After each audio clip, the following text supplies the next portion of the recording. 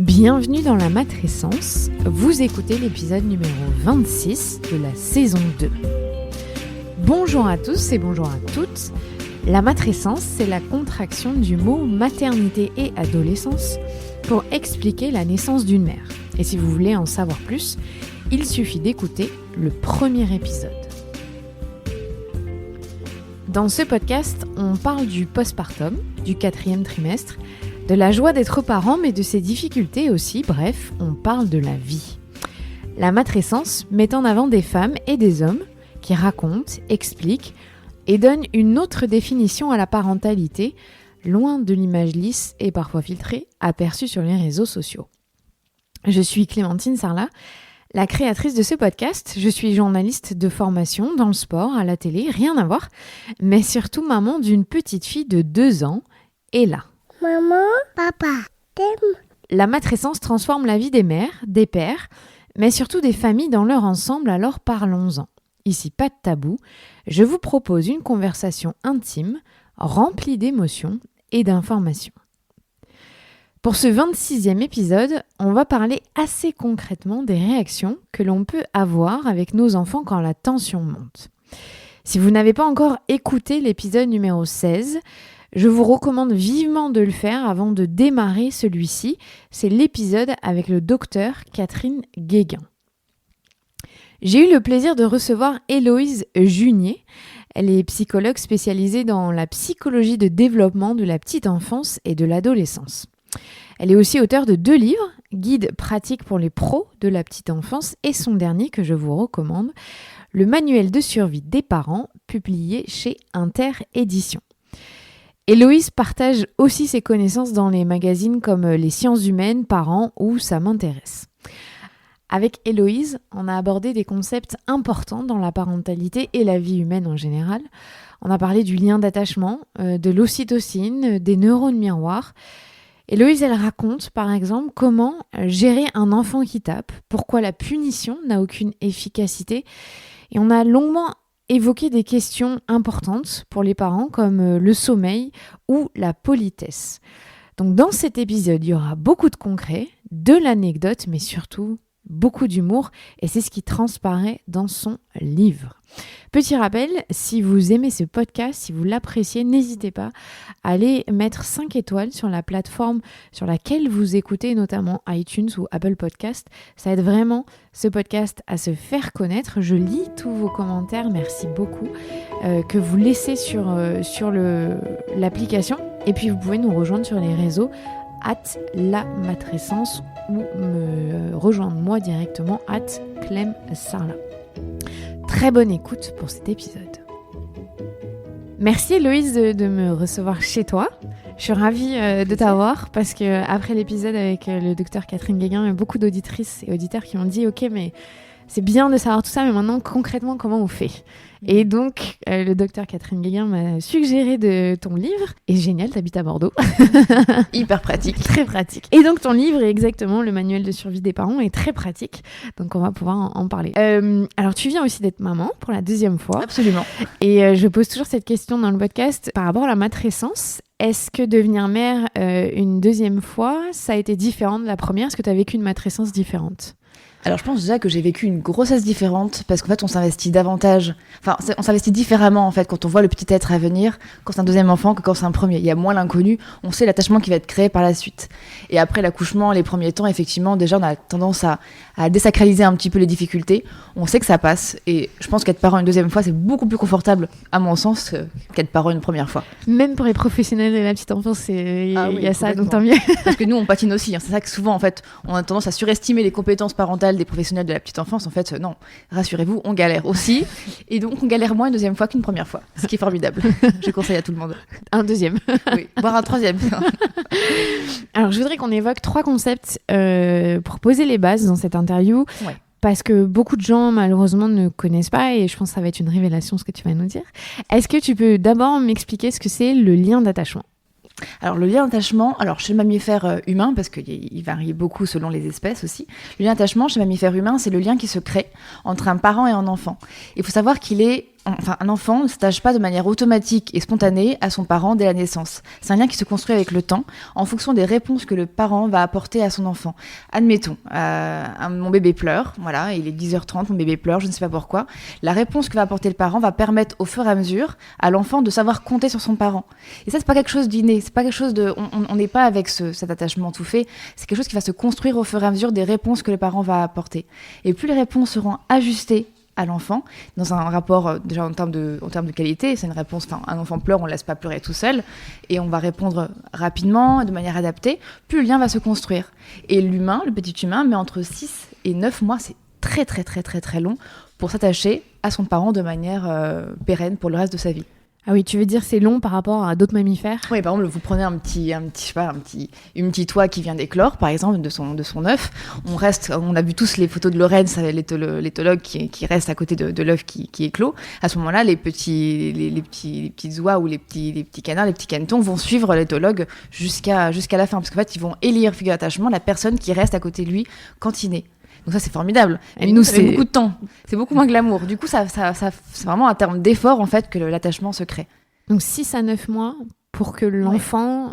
donc ça ne veut pas du tout dire que c'est la mère, la figure d'attachement. Ça peut être absolument pas. Évidemment le père, ça peut, ou l'autre coparent, ou ça peut être quand un bébé naît sous X, ou je sais pas, une personne qui s'est occupée... C'est la personne qui s'est plus occupée de l'enfant pendant les 9 premiers mois de la vie.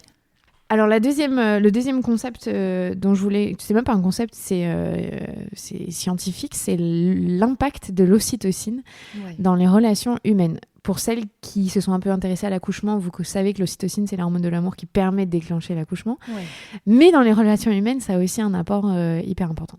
Et oui, complètement. Alors en fait, avant d'être l'hormone de l'amour, c'est vrai qu'on l'a souvent vulgarisé comme ça, l'ocytocine, c'est vraiment l'hormone du lien social. L'hormone qui crée l'attachement les uns avec les autres, qui crée la coopération, la confiance, l'empathie entre les mammifères entre eux, et notamment entre les mammifères humains. Donc toi et moi, en l'occurrence.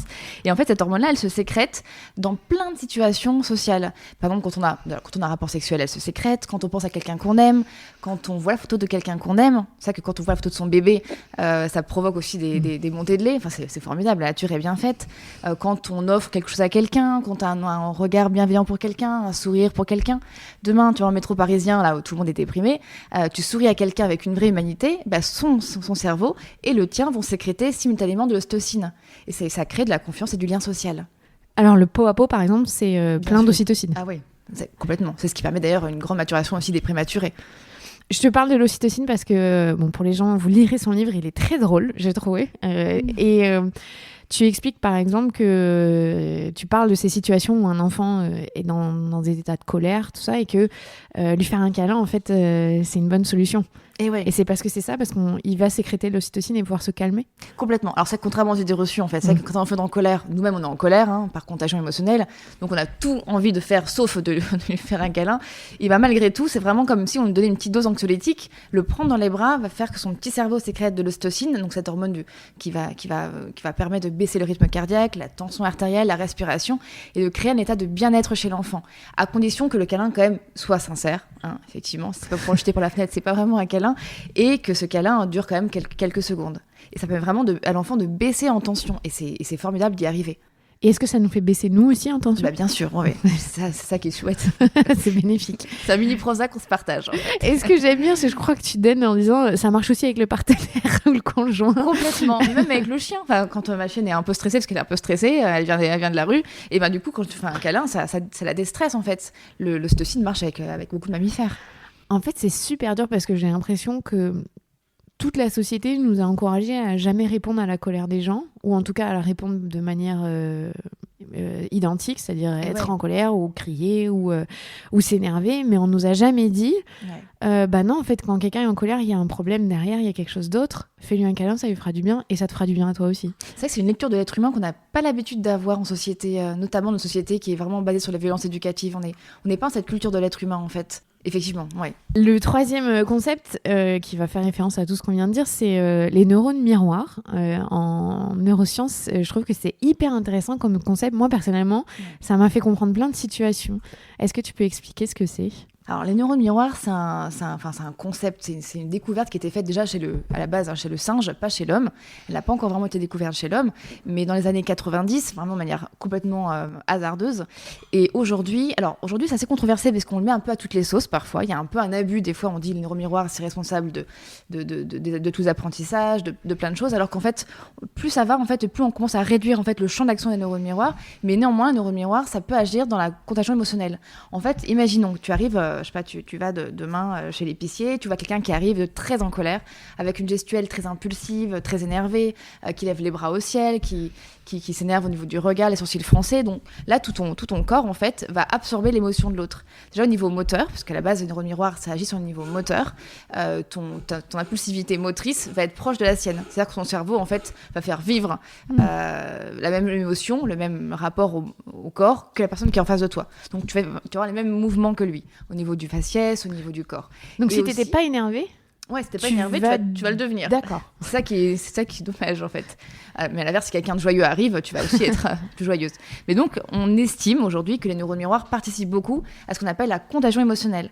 Mais à la base, les neurones miroirs, ça agit juste sur le moteur. Tu vois quelqu'un qui lève la main, tu vas avoir tendance aussi à lever la main. Quelqu'un qui baille, tu vas avoir tendance à bailler. Quelqu'un qui rit, tu vas avoir tendance à rire aussi. Donc voilà, donc ça agit aussi au niveau de la contagion émotionnelle. Donc on va absorber nos émotions de nos congénères.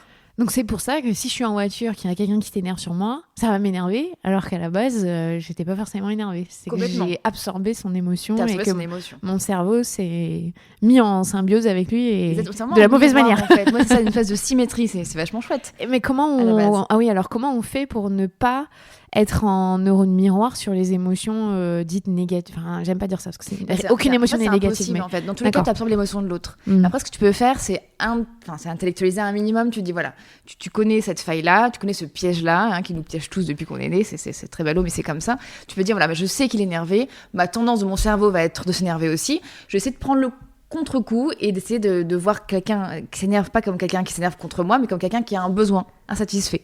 C'est un peu la base de la communication non violente. Et là, je peux avoir une accroche différente. Et ça marche mieux d'ailleurs. Donc avec son enfant, je pense que c'est ça en fait. Le truc, c'est que souvent, un enfant qui s'agace, ça peut nous crisper. Un enfant qui pleure, c'est normal. Voilà. Donc, ouais. Mais si on prend dans le sens inverse, en disant ok, là, il a juste un besoin insatisfait. À moi de chercher. ça aide vachement. Même si on trouve pas le besoin, juste le fait de se poser la question et de se dire il a un besoin satisfait, on a une réaction qui est différente. Ouais. En même temps, c'est pas facile. Moi-même avec ma fille, des fois, je pète un câble. C'est ça. Alors la bienveillance sur le papier, je pense que beaucoup de gens aimeraient. Enfin, en tout cas, ça fait rêver. Ouais, moi, la première. Ouais. Mais en revanche, après, dans le quotidien, c'est beaucoup plus difficile. Ouais. Comment est-ce que, par exemple, je sais que ça, c'est une grande inquiétude des parents, je dois réagir quand mon enfant est agressif. Donc, il tape ou il mord ou il griffe. Ce qui est assez logique. Enfin, ça arrive tout le temps.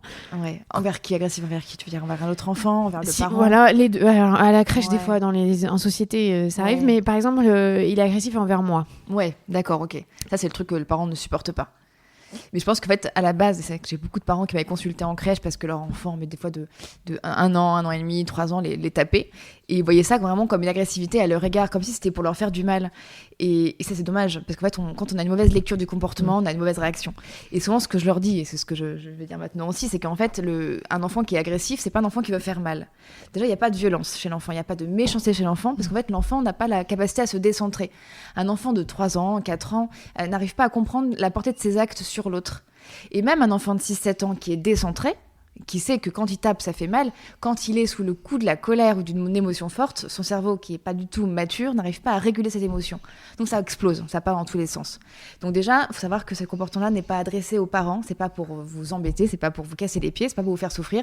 Cet enfant-là explose.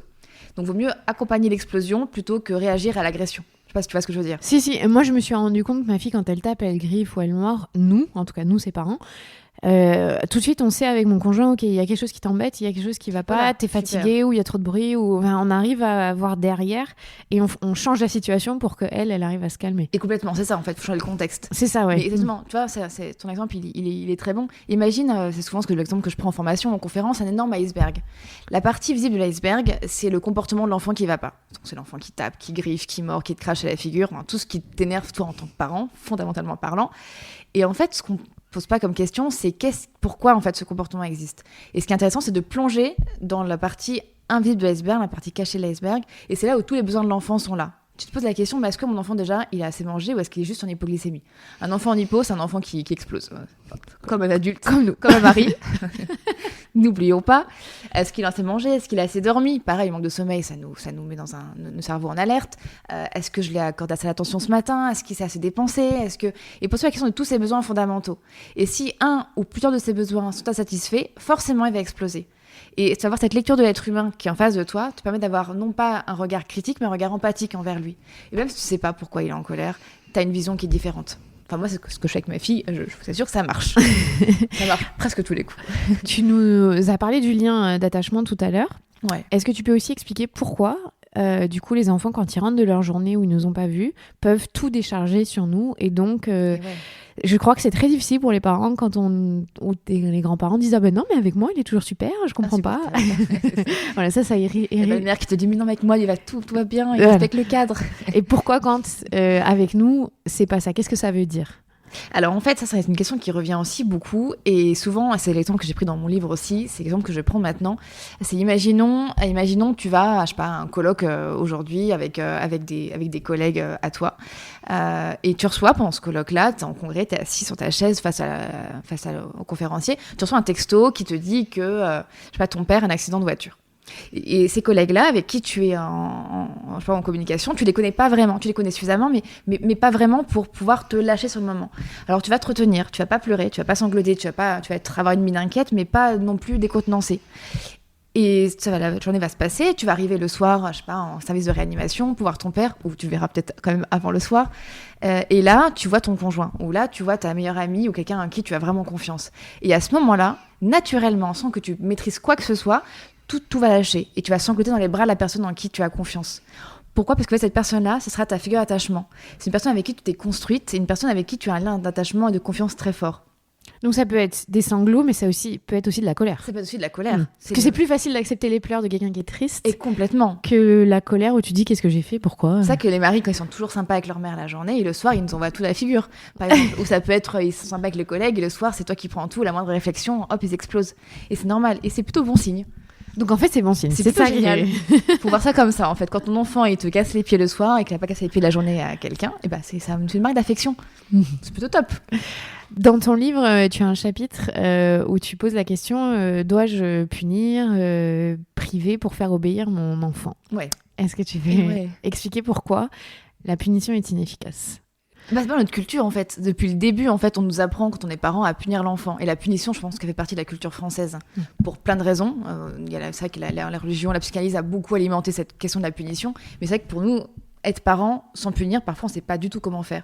Et enfin, je fais des formations aussi pour les ATSEM en école maternelle et des fois, quand je leur explique que la punition, c'est nocif, c'est une maltraitance émotionnelle, elles me disent mais si on punit pas, on fait quoi? Enfin, je veux dire, on fait quoi avec les enfants? Donc, c'est vrai que moi, je pense qu'il y a tout un suite à faire dessus. Et en fait, la punition, c'est inefficace, mais avant tout, c'est déjà maltraitant. Il faut savoir que la punition, en fait, ça va mettre l'enfant dans une situation de honte, d'humiliation, et ça va pas permettre à l'enfant de stimuler son apprentissage. Ça stimule pas les bonnes parties du cerveau quand on punit un enfant. C'est quelque chose de très pyramidal et de très maltraitant. Faut différencier la punition de la sanction. Imaginons un enfant, le matin, il a son paquet de céréales, il le fait tomber par terre. De manière plus ou moins volontaire, on sait rien. C'est une expérience aussi, enfin hyper sympa à faire, qu'on a tous fait quand on était petits. La punition, ce serait de dire, voilà, tu as fait tomber ton paquet de céréales, tu seras privé de mamie la semaine prochaine. Ou tu seras privé de télé. Enfin, tant mieux d'ailleurs, parce que c'est pas forcément très bon pour son développement. Mais voilà, il n'y a pas de lien entre l'action commise et la punition. Donc il n'y a aucun lien pédagogique. La sanction, ce serait de dire, voilà, tu as fait tomber ton paquet de céréales, écoute, on va le ramasser. Et je vais t'apprendre à ramasser. C'est-à-dire qu'il y a vraiment une idée qu'il y a un lien plus ou moins sensé entre ce qu'on dit à l'enfant et l'action commise. C'est même pas une sanction, c'est de l'éducation, ce que tu dis.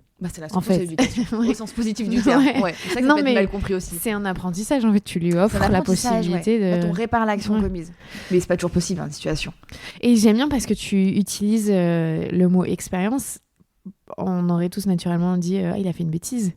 Est-ce qu'on abuse de ce mot? Est-ce que ce mot, il est mal utilisé? Ouais, il est mal... Bon, ouais, c'est nul de dire bêtise. Enfin, c'est nul. C'est vrai que c'est dommage. Enfin, l'enfant, il fait que des expériences en permanence. Alors, ce qui nous paraît une bêtise, parce que ça sort du cadre de l'adulte, qui est tout rikiki, tout petit, pour lui, c'est juste des expériences qu'il fait au fur et à mesure. Même un enfant de 10 ans fait des expériences, finalement.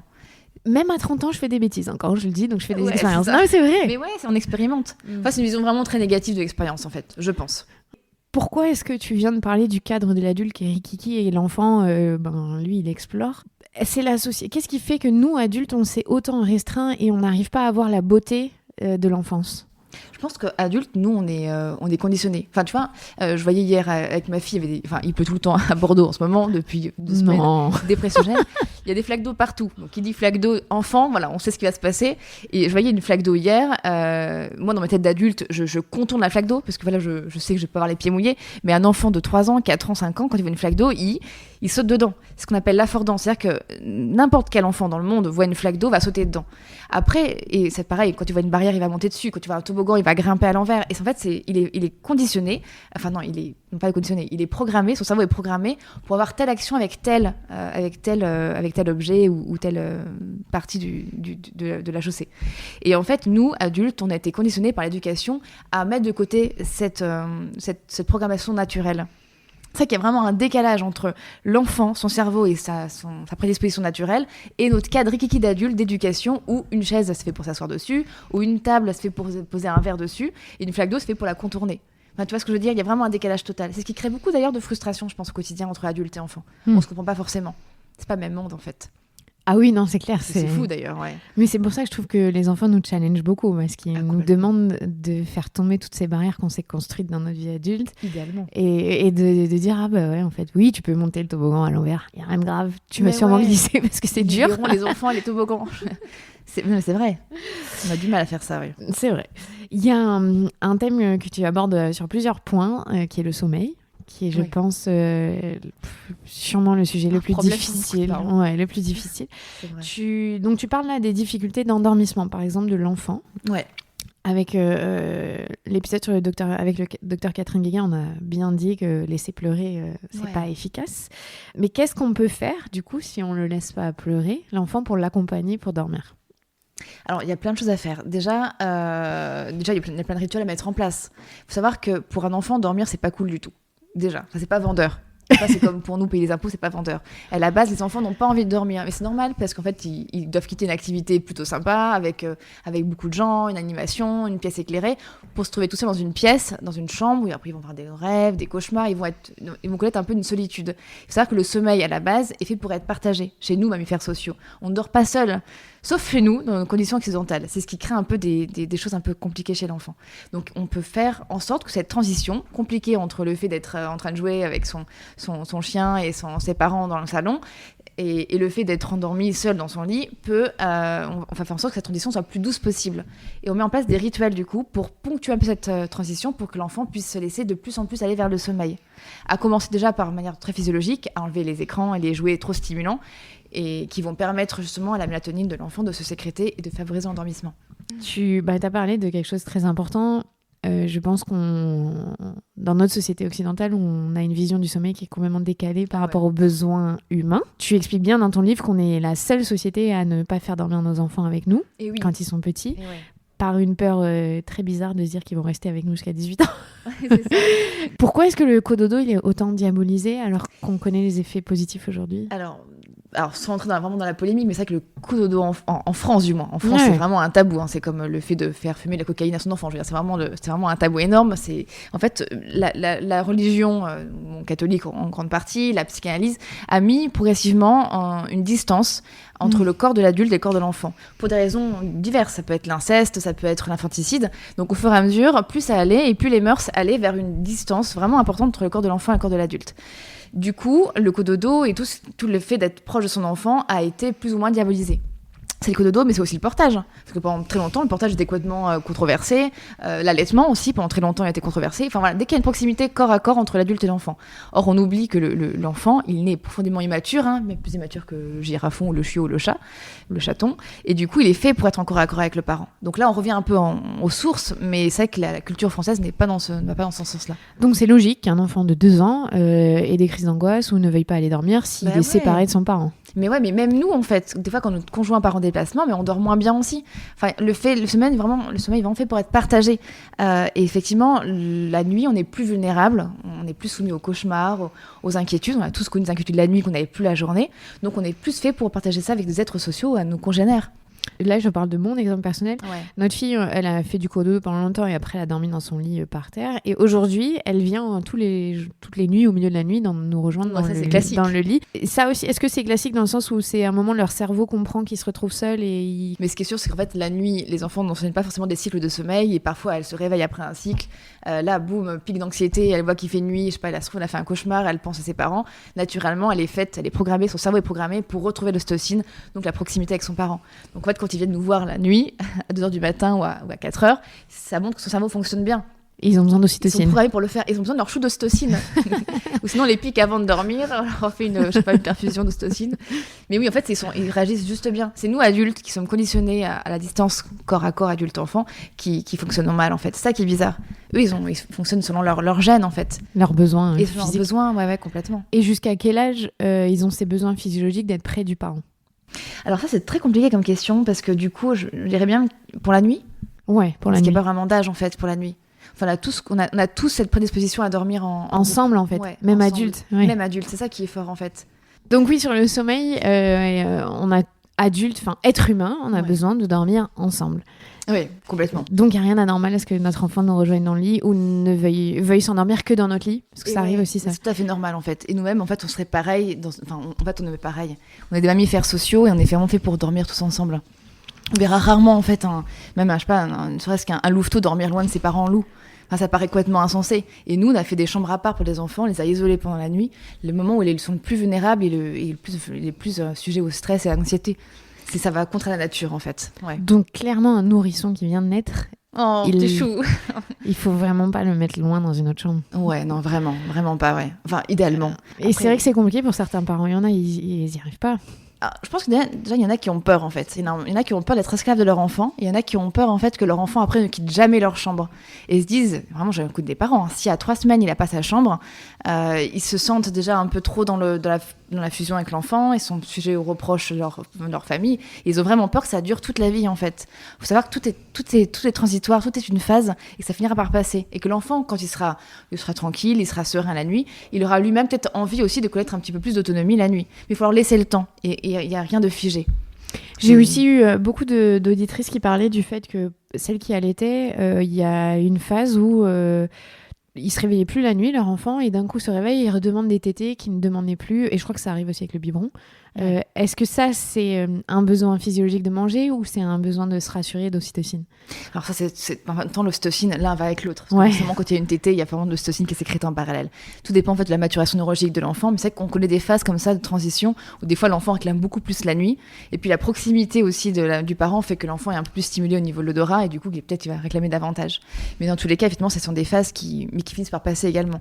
Et il faut se dire en fait que si on répond beaucoup plus pendant une période la nuit à un enfant, c'est pas foutu pour la vie en fait. C'est pas pour ça qu'il fera des nuits pourries pendant 5 ans. C'est juste une phase où il a peut-être plus besoin de proximité ou plus besoin de manger. L'un va avec l'autre, c'est difficile toujours de distinguer, mais ça va passer. D'accord. Faut que les parents se rassurent en fait. Et je suis en plein dedans. Maman allaitante, d'un enfant d'1 mois et demi, je suis en plein dedans. Ouais, non, je parlais plus pour des enfants qui ont 2-3 ans et qui reviennent à demander la nuit alors qu'ils avaient arrêté. Alors que ça va arrêter aussi, c'est possible, ouais. Ça, Mais après, il y a c'est aussi normal. une phase de cauchemar qui arrive vers l'âge de 2-3 ans qui fait que les enfants sont beaucoup plus sensibles la nuit et ont beaucoup plus peur de s'endormir. Ça peut aussi jouer, mais pas que. Ok, c'est toute une question le sommeil. Ouais, c'est toute une question, c'est très compliqué. Et je sais que dans ton livre, tu recommandes un super livre de la pédiatre espagnole que j'adore, qui Il est est absolument Dormir génial. sans larmes ou sans pleurs, je me trompe toujours, mais... Dormir sans larmes, je crois. Ouais, C'est mais bien même, ouais. José Jova, je crois que ça s'appelle. C'est rares sont les ouvrages sur le sommeil apportés vraiment sur des fondements scientifiques. Mm. Souvent, c'est sur la bonne pratique, un peu l'instinct du praticien. En fait, non, il y a vraiment une recherche sur le sommeil et il vaut mieux s'en alimenter quand on est parent. Je pense que ça aide. Ce Donc, livre est génial. Ce livre est génial, je suis Ouais. d'accord. Dans ton livre, tu racontes une histoire qui m'a beaucoup touchée, qui m'a quasiment mis les larmes aux yeux, où tu parles de quand tu es dans une conférence et qu'un papa te dit oui, enfin bon, moi j'ai été tapé et j'en suis pas mort et tout va bien. Ouais. Et c'est vrai que je crois que c'est une question auquel ceux qui prêchent cette parole de dire un enfant faut le respecter, on est confronté souvent, et moi je suis démunie à chaque fois que quelqu'un me dit ça. Et ouais, complètement. Tu peux me raconter ce que tu as raconté parce que c'est hyper touchant. C'est vrai que ce papa m'a beaucoup touchée et je pense que c'est d'ailleurs l'un des souvenirs de conférences les plus émotionnels que j'ai. pourtant le lieu n'était pas terrible, la conférence, enfin, c'était dans un environnement pas terrible, mais ce papa-là a fait que ça a donné beaucoup de sens à la rencontre. Et c'est vrai qu'en fait, c'est dans une conférence où je parlais je pense que des maltraitances émotionnelles, d'éducation positive, enfin la thématique souvent pour laquelle on sollicite. Et là, il y a un papa, mais vraiment un papa avec une allure un peu d'un homme un peu dur. Enfin, tu vois, un homme, on sent qu'il a vécu des choses pas drôles, quoi, ce papa. Il m'interrompt à un moment donné dans la conférence et il me dit, mais c'est bon, arrêtez en gros avec votre speech de bisounours. Enfin, moi, j'ai reçu des claques, des fessées, j'ai eu du martinet. Non seulement j'en suis pas mort, mais ça m'a rendu plus fort. Et c'est souvent, enfin, cette réaction-là, c'est souvent la réaction que j'entends, mais très fréquemment, en fait, en conférence. Et là, bon, ça crée un petit blanc dans l'assemblée. Quand il dit ça crée un blanc dans l'assemblée parce que tout le monde se dit, oh là, quand même, il nous dépose quelque chose d'assez lourd, ce monsieur. Et à ce moment-là, j'ai laissé un peu l'assemblée digérer un peu ce qui a été dit. Et je lui ai dit, mais monsieur, je suis pas d'accord avec vous. En fait, je pense qu'aucun enfant, quoi qu'il ait fait, parce que ce monsieur avait dit, j'avais bien cherché. Je lui dis, aucun enfant, quoi qu'il ait fait, ne mérite en fait d'être humilié, ne mérite d'être puni, ne mérite d'être tapé, ne mérite ne serait-ce d'être insulté. Un enfant ne mérite pas ça. Et vous, monsieur, vous ne méritiez pas ça quand vous étiez petit non plus. Et là, ça crée un espace-temps dans l'assemblée assez inconfortable. Et je vois que ce monsieur change progressivement d'expression faciale. Il commence à sentir, je sens qu'il ravale sa salive, je sens qu'il y a quelque chose d'assez lourd qui se passe dans sa tête. Et je lui dis, mais attention, je critique pas du tout vos parents, parce que vos parents, à l'époque, ils étaient sans doute très bienveillants, ils voulaient vraiment bien faire, comme nous, on veut bien faire aujourd'hui, mais peut-être qu'ils n'avaient pas forcément, à l'époque, les bons conseils. Et ils ont fait selon les conseils qu'on leur prodiguait à l'époque, c'est-à-dire, on tape les enfants, parce que les enfants sont mauvais par nature. Si on les éduque pas avec un cadre très strict, ils vont devenir un peu tyrans, ces enfants tyranniques, de la psychanalyse qu'on a bien connue. Et donc, du coup, vos parents agissaient selon les conseils qu'on leur donnait à l'époque. Ils voulaient bien faire, ils pensaient bien faire. Et aujourd'hui, je pense que s'ils avaient d'autres conseils, ils auraient peut-être agi différemment de votre intérêt à vous. Et ce papa-là, du coup, il a plus trop parlé. C'était très compliqué pour lui, je pense, de digérer cette chose-là. Et je disais vraiment avec beaucoup de bienveillance et beaucoup d'empathie pour cet homme-là qui avait été enfant battu avant. Et quelques semaines ou mois plus tard, je ne sais plus, ce papa m'envoie un message, un mail, mais qui m'a mis les larmes aux yeux quand je l'ai lu. Il m'a dit merci. Il dit merci parce que depuis que j'ai eu cette rencontre-là avec vous, j'ai changé. J'ai changé avec mes enfants. Je les vois plus comme des êtres tyranniques, mais je les vois comme des êtres un peu plus en développement et des êtres dont il faut prendre soin. Et j'essaie de moduler ce que j'ai reçu moi en tant qu'enfant. J'essaie de faire un peu l'inverse pour l'intérêt de mes propres enfants. Et c'était une belle victoire parce que je me suis dit, j'ai touché au moins une personne. Enfin, je veux dire, ça vaut le coup. Ça vaut vraiment le coup de se déplacer jusqu'en Bretagne. Non, puis je trouve que c'est tellement dur quand les gens te disent, bah oui, je le méritais. Mais ouais, personne ne mérite ça. Mais voilà, ça fait mal au cœur quand les adultes sont capables de dire, bah oui, je l'avais bien cherché, il n'y a rien de grave. Moi, j'ai quasiment jamais entendu quelqu'un remettre en question le fait qu'il a été tapé. En même temps, c'est dur de mettre en question ses parents aussi. Parce que beaucoup d'entre nous, enfin, moi, c'est pas mon cas, et toi non plus, tu m'avais dit tout à l'heure, mais beaucoup d'entre nous, aujourd'hui, parents, ont reçu des maltraitances émotionnelles très fortes, voire physiques quand ils étaient petits, la génération d'avant encore plus. Et dire que les maltraitances, c'est pas adapté, c'est remettre en question ses parents, c'est critiquer ses parents. Et ça, c'est hyper bouleversant pour l'être humain de critiquer ceux qui l'ont élevé et ceux qui ont donné la vie. Donc ça c'est tellement fragilisant que peu de gens le font. Oui, je suis d'accord, parce que moi, si je devais faire l'inverse de ce que mes parents ont fait, c'est-à-dire taper... c'est difficile. Je crois que j'aurais beaucoup de mal de me dire aller à l'encontre de ça. C'est vrai que c'est... Instinctivement, c'est un peu la même chose. C'est vrai que c'est pas simple. Ouais. Tu parles, on en a aussi un peu parlé là, du cadre souple. C'est ce que tu recommandes idéalement. Mais ça est tout frais, quand ça dépend de l'hypoglycémie. Ça veut dire quoi, le cadre souple ? En fait, l'idée, la base de l'éducation positive, c'est pas de faire plus de cadre, ça y est, on mange à n'importe quelle heure, on dort à n'importe quelle heure. Enfin, il y a un cadre de vie quand même, un cadre très strict d'ailleurs qu'on respecte. Mais c'est juste que la manière de le faire respecter ce cadre va être beaucoup plus empathique, non violente. On va passer par des alternatives pour arriver à nos fins. Et surtout, il peut être souple. C'est-à-dire qu'on voit bien qu'aujourd'hui, les recherches sur l'intelligence montrent que plus un enfant est élevé dans un cadre souple et modulable selon le contexte, meilleure et sa créativité est meilleure et son intelligence. C'est-à-dire, imaginons, je parle à ma fille, par exemple, elle adore les Babybel. Ça, c'est insupportable, mais elle adore les Babybel, c'est comme ça, on n'a pas choisi. Nous, on a une règle, c'est pas plus d'un Babybel par jour, sinon c'est juste terrible. Et des fois, cette règle-là, on peut l'assouplir selon le contexte. Imaginons, je sais pas, il y a eu 2 repas, imaginons qu'elle a vraiment eu envie, imaginons qu'il y avait plein de choses, peut-être qu'elle pourra avoir un 2e Babybel aujourd'hui. Chaque cadre mérite d'être assoupli selon un contexte donné. Ça crée aussi une marge de manœuvre à l'enfant et plus de climat de sérénité au sein de la famille. Et puis c'est pas grave si des fois on cède, c'est pas grave, c'est pas une guerre qu'on perd, c'est juste qu'on accède plus à l'envie d'un enfant ou aux besoins d'un enfant. Et je pense qu'il y a beaucoup de gens qui s'imaginent que céder, ça veut dire qu'on se fait marcher dessus. Enfin, Ouais, que c'est du coup, ça, l'enfant ouais. prend le pas sur nous et qu'on devient esclave, ou je sais pas comment on dit, mais C'est un peu ça. donc l'enfant, il n'est pas capable de ça, on est d'accord. Oui, complètement. En plus, c'est pas du tout son objectif, en fait. L'enfant n'est pas notre ennemi. Enfin, l'enfant, c'est pas le camp adverse. C'est que souvent, on a l'impression qu'on est en guerre avec notre enfant. Et c'est marrant, ça, alors qu'on est dans la même équipe, en fait. On a la même team, tous les deux. Et l'idée, c'est de pas voir l'enfant comme un adversaire, mais vraiment voir l'enfant comme un partenaire. Et il faut pas oublier, d'abord, comme le rappelle d'ailleurs très bien Catherine dans cet ouvrage, c'est que la relation adulte-enfant, c'est pas une relation d'égal à égal. C'est pas une relation entre deux adultes, c'est une relation du plus fort. L'adulte est fort et le plus faible, c'est l'enfant. Donc, faut pas voir l'enfant comme un adversaire avec qui on va batailler, mais plutôt comme quelqu'un dont on doit prendre soin, qui est en plein développement et qui est extrêmement vulnérable. Ça change un peu la donne, en fait, je pense. On oublie, en fait, que c'est un tout petit humain. Mais vraiment un petit humain en construction. Ouais, c'est vrai, il faut se Et souvenir. quand on se rappelle construction. de l'impact que ça nous pratique sur l'enfant, c'est terrible. Ça donne le vertige, finalement, ça fait très peur. Mmh.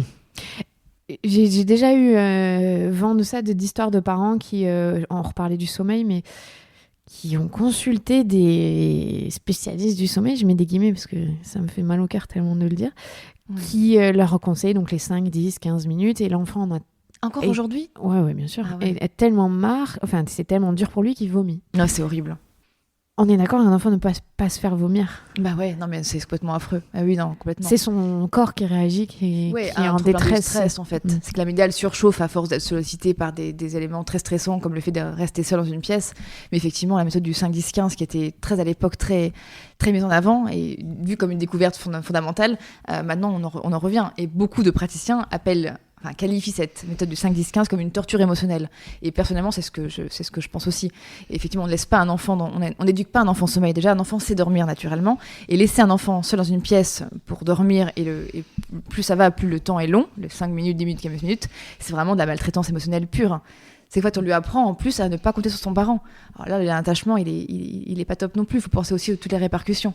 Il faut apprendre à nos enfants à compter sur nous. Donc dès qu'ils nous appellent, il faut y aller. Et même si ça nous embête, et je le sais, je suis la première, maman de jeunes enfants, je suis concernée.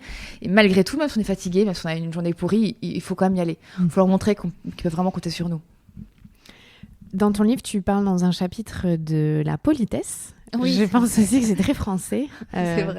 De pouvoir attendre de nos enfants qui disent bonjour, merci, au revoir, au minimum à 8 mois, quoi. Des fois, t'as l'impression que les Allez. enfants, il faut tout de suite... est-ce que tu peux nous expliquer pourquoi l'enfant, à un certain âge, ne comprend même pas ce que ça veut dire? Mais ouais, ça n'a pas de sens, c'est marrant, ça c'est vraiment un monde d'adulte. En fait, la politesse, elle requiert chez l'enfant pour que l'enfant comprenne la politesse, pour qu'il comprenne les mots comme bonjour, s'il te plaît, merci, au revoir, avec plaisir, de rien, etc. Faut qu'il soit décentré, c'est-à-dire faut qu'il ait la théorie de l'esprit. La théorie de l'esprit, c'est quoi? C'est un concept de la psychologie du développement qui montre qu'un enfant, vers l'âge de 4-5 ans, et pas avant, pour les plus tôt, c'est 3 ans et demi, mais en majorité, en moyenne, c'est vers 4 ans et c'est mature à 5 ans, c'est la capacité qu'a l'enfant de comprendre que l'autre pense différemment de lui. C'est la capacité de l'enfant à attribuer à l'autre des états mentaux différents. Par exemple, il y a souvent l'exemple que je prends, c'est l'exemple d'une expérience psychologique que j'aime beaucoup, qu'on appelle l'expérience de la boîte de Smarties. C'est la suivante, là on comprend bien le concept de la théorie de l'esprit. À la boîte de Smarties, c'est un laboratoire de psychologie du développement à l'université. On va tester les enfants sur leur théorie de l'esprit. Première situation, on accueille un enfant dans la pièce d'un enfant de 7-8 ans. Et là, l'expérimentateur, le chercheur, a dans la main une boîte de Smarties. Quand il la secoue devant l'enfant, elle fait un bruit de Smarties. Enfin, tu imagines bien, l'enfant, il commence à avoir les yeux qui commencent à pétiller, il se dit « ouais, je suis pas venu là pour rien », il est hyper content. Et le chercheur dit à l'enfant, il dit « mais c'est quoi dans la boîte ?» Et l'enfant dit « bah, c'est des Smarties ». Ils connaissent très tôt ce mot. « Bien avant, s'il te plaît, merci d'ailleurs ». Et donc, le chercheur dit « bah non, en fait, j'ai un secret pour toi, j'ai une révélation à te faire ». Il ouvre la boîte de Smarties sur la table, et dans la boîte, ce ne sont pas des Smarties, ce sont des crayons. Ou des cailloux, faites ce que vous voulez. Dans tous les cas, c'est horrible. Et donc, l'enfant est vraiment déçu. Le chercheur dit à l'enfant, il dit, bah voilà, ça c'est un secret entre toi et moi. Maintenant, on va remettre tous les crayons dans la boîte de Smarties. Imagine qu'il y a un petit copain à toi qui entre dans la pièce à ce moment-là. Si on secoue bêtement comme ça la boîte de Smarties sous son nez, il va croire quoi le copain? Qu'il y a des Smarties dedans ou qu'il y a des crayons? À 7-8 ans, si l'enfant a la théorie de l'esprit, à moins qu'il y ait une pathologie, mais normalement il a la théorie de l'esprit, il va comprendre que l'autre enfant a une croyance différente de la sienne, a des pensées différentes de la sienne. Il va dire, bah l'enfant va se faire avoir comme moi. Il va dire, c'est des Smarties, on va bien rigoler. Bah ouais, t'as réussi l'expérience. Maintenant, un enfant de 3-4 ans, qui n'est pas encore pleinement fini sur le plan de la théorie de l'esprit, la théorie de l'esprit n'est pas encore arrivée à maturité, même expérience, même question. Imagine qu'il y a un petit copain à toi qui entre dans la pièce, on agite de la boîte et tout, qu'est-ce qu'il va croire le petit chou? Qu'il y a des Smarties ou des crayons? Et là, l'enfant de 3-4 ans, il va dire des crayons, il y a des crayons. Oui, mais toi, t'as assisté à la scène, mais lui, il a pas assisté à la scène, il y a un mur opaque entre vous deux. Mais des crayons, j'ai vu des crayons. Enfin, tu vois, il n'arrive pas à se décentrer. C'est mignon, hein. C'est vraiment la pensée universelle. Donc, avant que l'enfant arrive à se décentrer, il peut pas manipuler l'autre, et du coup, il peut pas avoir cette compréhension des codes de la politesse. Puisque les codes de la politesse, c'est un rapport à l'autre. C'est-à-dire que quand on dit merci, ça fait plaisir à l'autre. Mais pour ça, d'abord, il faut savoir comment ça fait plaisir. Il faut d'abord être décentré pour comprendre tous ces mots-là. Donc, c'est pas avant 4-5 ans que ces mots de politesse ont vraiment un intérêt pour l'enfant. Qu'il comprend qu'en disant ça, il fait plaisir à l'autre. Qu'il comprend qu'il fait plaisir à l'autre. Donc là, si un enfant avant 3-4 ans dit merci, il fait du mimétisme. C'est du conditionnement. C'est du dressage, en fait, pur et dur. Il y a des enfants à 1 an et demi qui le disent très bien, 2 ans aussi, mais ils sont juste dressés à le dire. Ils ont juste associé une action avec un mot qui leur paraît complètement dénué de sens. D'accord. Mais bon, après, du dressage, c'est utile. Hein, l'éducation est une forme de dressage. Bon, c'est controversé, mais néanmoins, c'est purement un conditionnement. Après, si c'est juste qu'ils font aussi du mimétisme de nous avoir... Nous, on leur a pas forcément dit il faut que tu dises merci, mais ils nous ont vu dire merci tout le temps. Ou sinon, c'est ça. C'est ça, c'est aussi... c'est l'imitation. Là, c'est pas du dressage, c'est l'imitation, c'est de la vraie imitation. Voilà. Ouais, là, c'est juste qu'ils font comme papa-maman, quoi. Ou... Donc, c'est ça, la meilleure manière de rendre un enfant poli, c'est effectivement d'être poli envers lui. Ou soi-même avec les autres. Alors, tu travailles aussi énormément avec les crèches. Ouais. Quel est ton regard sur le terrain, sur l'état de la formation, sur les professionnels de la petite enfance qui élèvent nos enfants aussi en partie? Formation en quoi? En psychologie de l'enfant, tu veux dire? Ouais.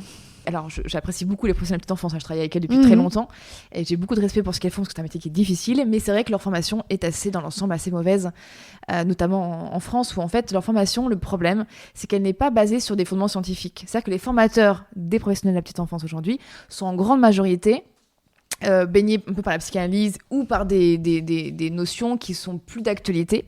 Et ils ont du mal à mettre à jour leurs connaissances et du coup, ils n'ont pas vraiment des connaissances à jour sur le plan scientifique. Donc on retrouve encore des notions d'Oedipe. Le complexe d'Oedipe, on le retrouve encore. L'angoisse du 8e mois, on la retrouve encore. Et en disant, on l'enseignera encore aux EJE, aux éducatrices de jeunes enfants et aux experts de la puériculture, alors que c'est des notions qui n'ont plus lieu d'être. C'est-à-dire? Alors c'est de grands débats, mais pour l'Oedipe ou pour l'angoisse du 8e? Non, comme tu veux, si. Alors, l'Oedipe, c'est vrai que c'est un truc très franco-français, c'est la psychanalyse freudienne, voilà, dit que vers l'âge de 3-4 ans, un enfant, une petite fille, enfin un petit garçon en l'occurrence, va être attiré par sa maman, va avoir des désirs de mariage ou des désirs sexuels. Et en fait, la petite fille, inversement, c'est ce qu'on pense, on retrouve ça dans les médias. Et en fait, quand on regarde les textes freudiens, pour avoir pas mal étudié... des textes freudiens qui sont passionnants et très faciles à lire d'ailleurs, pour ceux je vous le conseille, c'est pas du tout ça, c'est beaucoup plus beaucoup plus cru, beaucoup plus fantasmatique et en plus c'est quelque chose qui n'a pas du tout été retrouvé dans la population en vrai. C'est-à-dire que après la suite de Freud, il y a eu tellement de succès avec cette complexe d'Oedipe que les chercheurs se sont dit ok, ton complexe d'Oedipe il a l'air bien sympa, tout le monde y croit, mais on va le tester sur les enfants, les vrais enfants. Et en fait ils n'ont jamais retrouvé cette tendance du petit garçon amoureuse envers la maman chez la population générale. Ils ont retrouvé chez tous les enfants une tendance générale à être attiré plus par la maman, tout simplement parce que c'est elle qui s'occupe plus des enfants, tout simplement, et basta. On n'a pas retrouvé cette dichotomie, cette nuance entre le père et la mère. En fait, c'est le lien d'attachement, quoi. C'est une forme d'attachement, tout simplement, c'est tout bête. Pas besoin d'en faire 20 ans d'analyse pour en venir à ça. Donc l'Oedipe n'existe pas dans la recherche scientifique, en tout cas. Et la séparation de l'angoisse des 8 mois, 9 mois, ça, moi, je l'ai entendu, clairement, qu'à 8-9 mois, ma fille, elle allait être stressée par le monde extérieur. En gros, comprendre que quand je m'en vais, je reviens peut-être pas, ou ça n'existe pas. Qu'est-ce que tu voulais dire là-dedans? En fait, angoisse du 8e mois, c'est une notion très complexe, c'est vrai que c'est difficile de l'aborder là comme ça en notre mouvement parce que ça va créer beaucoup de susceptibilité chez certaines personnes. C'est vrai que l'angoisse du 8e mois aussi, c'est très français. Et les praticiens, alors les psychologues, les pédiatres, ils croient dur comme fer. Et c'est juste que c'est pas que ça n'existe pas, c'est juste que depuis que Spitz a développé cette notion qui était super à l'époque, parce que c'était complètement novateur, depuis, la recherche sur le bébé a largement évolué. Pour faire ma thèse dans un laboratoire de psychologie de bébé, je sais que tous les jours, ça évolue. C'est pas des grandes révélations, mais c'est quand même ça affine les découvertes. Et maintenant, on sait que des notions actuelles viennent largement nuancer, non pas invalider, mais largement nuancer cette angoisse du 8e mois de l'époque de Spitz. C'est vrai que c'est très difficile là de tout résumer, mais maintenant on sait que c'est pas vraiment une angoisse déjà, que l'enfant à 8 mois n'a pas forcément peur de l'étranger, de l'inconnu, des enfants qui ont l'appétence de la découverte et de l'inconnu, au contraire. Donc c'est pas tous les enfants, c'est pas une angoisse, c'est un peu un stress ou une appréhension. Enfin il y a plein de choses comme ça à décortiquer. Il faut lire ton livre pour le savoir. C'est compliqué de tout résumer là. Non, mais j'ai peur de heurter en plus ces praticiens français qui nous écouteraient. T'évoques quelque chose de très important, je trouve, qui fait pas assez l'objet d'études ou en tout cas de débats, le fait que être un couple homoparental n'a pas d'impact Ah oui, ça c'est drôle. sur la vie de nos enfants. Enfin, en tout cas, d'impact négatif comme on pourrait le croire. Oui, c'est ça. Parce qu'évidemment, on a tous un impact. Un impact. Oui, alors là, ça c'est autre sujet très controversé. Alors aussi controversé que le DIP d'ailleurs. C'est pour ça que le DIP c'est très lié aussi à l'homophobie. Hein, oui, parce que c'est que dans les couples hétéros en fait. Dans le DIP, si on prend ça. Oui, c'est ça, parce que du coup, ils se disent qu'ils ne peuvent pas faire le DIP s'il n'y a pas un maman et une papa. Il y a un papa et une maman, mais le DIP n'existe pas, donc il n'y a pas de problème, finalement. C'est bon, on peut baisser les armes. Oui, alors en fait, c'est vrai que l'homoparentalité, c'est encore très, très tabou et controversé en France, alors que ça fait bien 60-70 ans qu'on fait des recherches dessus. D'ailleurs, pourquoi faire autant de recherches ? Bon, il y a eu beaucoup de recherches qui montrent que non seulement il n'y a pas d'impact négatif sur l'enfant, enfin d'être élevé par deux mamans ou deux papas, mais en plus, et c'est ça qui est incroyable, c'est souvent ce que je dis en formation, c'est que les recherches tendent vers un point assez unanime, à savoir que les enfants qui sont élevés par deux mamans ont moins de difficultés que les enfants qui sont élevés par un papa et une maman.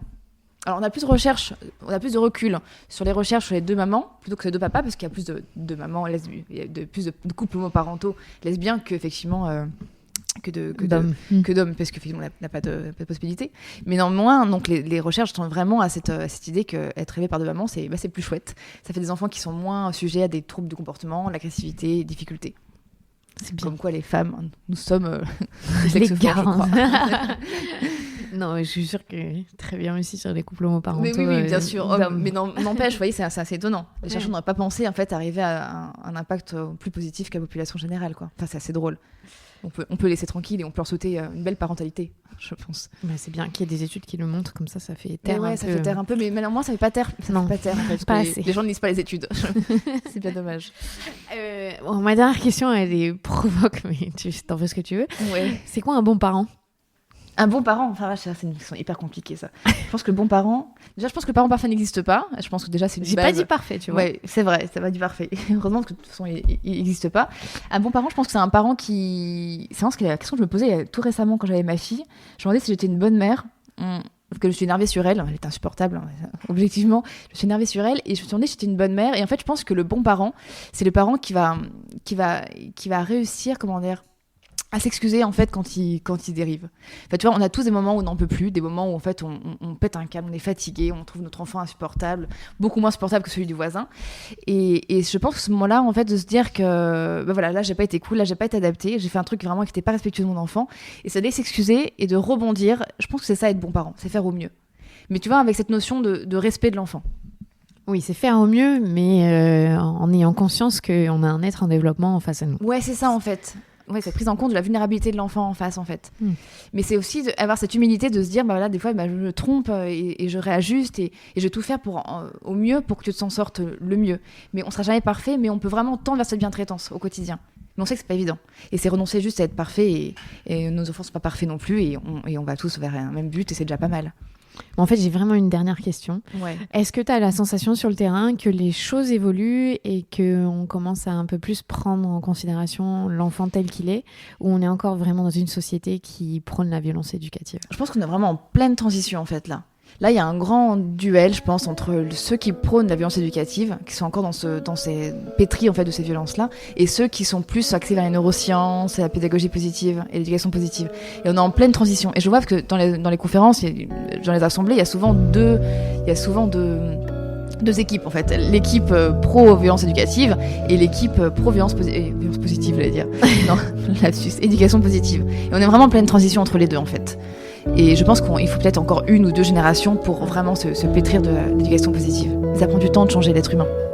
Ouais, 1 ou 2 générations, c'est... Parce qu'il y a des certaines années de violence avant nous aussi. Enfin, c'est compliqué. C'est pas faux. Donc ça prend du temps. Mais on s'accroche. On s'accroche. Je de la première. Merci beaucoup, Héloïse. Avec plaisir.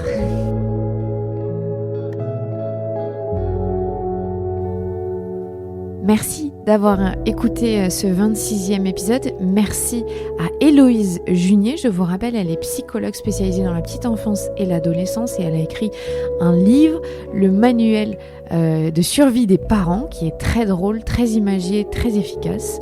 Merci d'être de plus en plus nombreux à me suivre et à écouter ce podcast La Matrescence. On se retrouve dès la semaine prochaine, vendredi prochain, avec le père le plus connu de France. À vous de deviner.